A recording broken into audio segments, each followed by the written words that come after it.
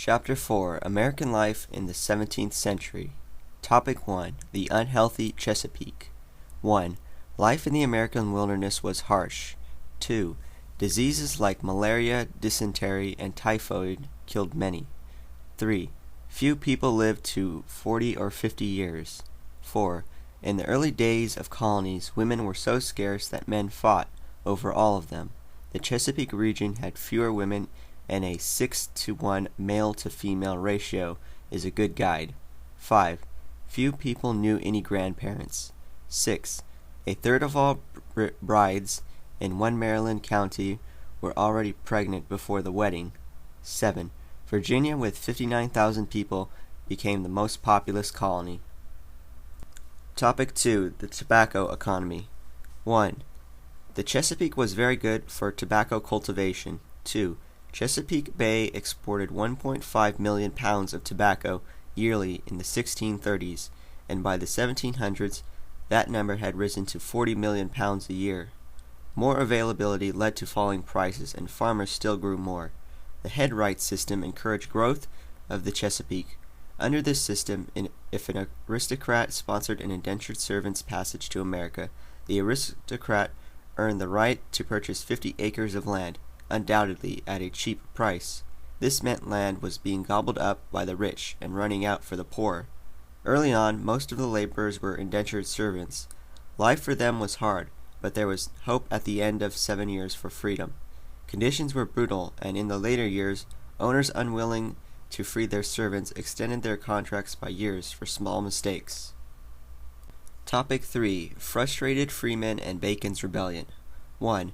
By the late 1600s, there were lots of free, poor, landless single men frustrated by the lack of money, land, work, and women. 2. In 1676, Nathaniel Bacon led a few thousand of these men in a rebellion against the hostile conditions. These people wanted land and were resentful of Virginia Governor William Berkeley's friendly policies towards the Indians. Bacon's men murderously attacked Indian settlements after Berkeley refused to retaliate for a series of savage Indian attacks on the frontier. 3. Then, in the middle of his rebellion, Bacon suddenly died of disease, and Berkeley went on to crush the uprising. Still, Bacon's legacy lived on, giving frustrated poor folks ideas to rebel, so a bit of paranoia went on for some time afterwards. Topic 4 Colonial Slavery. 1. In the 300 years following Columbus's discovery of America, only about 400,000 of a total 10 million African slaves were brought over to the United States. 2. By the 1680s, though many landowners were afraid of possibly mutinous white servants, by the mid-1680s, for the first time, black slaves outnumbered white servants among the white plantation colonies' new arrivals. 3. After 1700, more and more slaves were imported, and in 1750, blacks accounted for nearly half of the Virginian population. Most of the slaves were from West Africa, from places like Senegal and Angola. 4. Some of the earliest black slaves gained their freedom, and some became slaveholders themselves. 5. Eventually, to clear up issues on slave ownership, the slave codes made it so that slaves and their children would remain slaves to their masters for life, known as chattels, unless they were voluntarily freed. Some laws made teaching slaves to read a crime, and not even conversion to Christianity might qualify a slave for freedom. Topic 5 Africans in America. 1. Slave life in the Deep South was very tough, as rice growing was much harder than tobacco growing. Many blacks in America evolved their own languages, blending their native tongues with English. Blacks also contributed to music with instruments like the banjo and bongo drum. 2. A few of the slaves became skilled artisans, such as carpenters, bricklayers, and tanners, but most were relegated to sweaty work line clearing swamps and grubbing out trees. 3. Revolts did occur. In 1712, a slave revolt in New York City cost the lives of a dozen whites, and 21 blacks were executed. In 1739, South Carolina blacks along the Stono River revolted and tried to march to Spanish Florida, but failed. Topic 6 Southern Society. 1. A social gap appeared and began to widen. In Virginia, a clutch of extended clans, i.e. the Fitzhughes, the Lees, and the Washingtons, owned tracts and tracts of real estate and just about dominated the House of Burgess. They came to be known as the First Families of Virginia. 2. In Virginia, there was often a problem with drunkenness. 3. The largest social group was the farmers. 4. Few cities sprouted in the South, so schools and churches were slow to develop. Topic 7. The New England Family. 1. In New England, there was clean water and cool temperatures, so disease was not as predominant as in the South. 2. The first New England Puritans had an average life expectancy of 70 years. 3. In contrast to the Chesapeake, the New Englanders tended to migrate as a family instead of individually.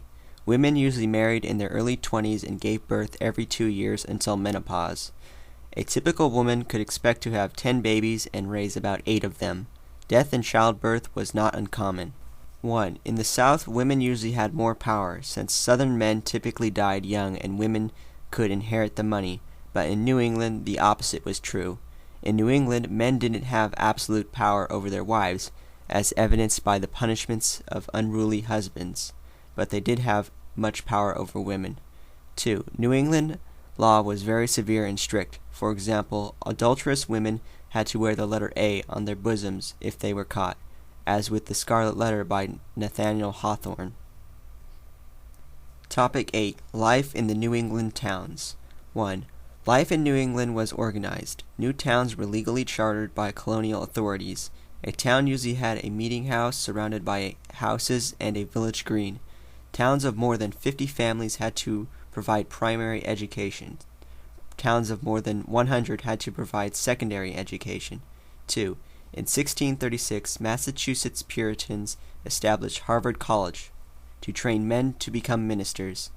Note, in 1693, Virginia established their first college, William and Mary. 3. Puritans ran their own churches, and democracy and congregational church government led logically to democracy and political government. Topic 9. The Halfway Covenant and the Salem Witch Trials. 1. As Puritans began to worry about their children and whether or not they would be as loyal and faithful, a new type of sermon came about called Jeremiah's. In Jeremiah's, earnest preachers scolded parishioners for their waning piety in hope to improve faith. 2.